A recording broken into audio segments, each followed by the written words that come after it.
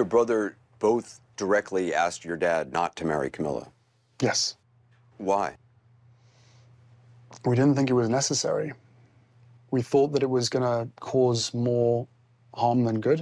Κοίτοντας το φακό με αμηχανία, ο πρίγκιπας Χάρι εξαπολύει επίθεση στη βασιλική σύζυγο Καμίλα, καθιστώντας σαφές ότι τόσο ο ίδιος όσο και ο αδερφός του Βίλιαμ δεν την ήθελαν με τίποτα στην οικογένειά τους. She was the villain. She was the third person in the marriage. She needed to rehabilitate her image.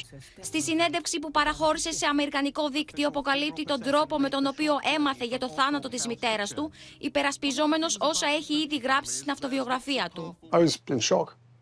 You know, you're 12 years old, sort of 7:30 in the morning, early. Your father comes in, sits on your bed, puts his hand on your knee and tells you there's been an accident. Ο πρίγκιπας Χάρι μάλιστα υποστηρίζει πως δυσκολεύτηκε να διαχειριστεί την απώλεια της μητέρας του Νταϊάνα, ενώ χαρακτηριστικός είναι και ο παραλληλισμός των όσων πέρασε η σύζυγός του Μέγαν Μάρκ στα χέρια των βασιλικών δυναστών. There was this weight on my chest that I felt for so many years, and I was never able to cry. Meghan has said constant criticism and pressure led her in the winter of 2019 to contemplate suicide.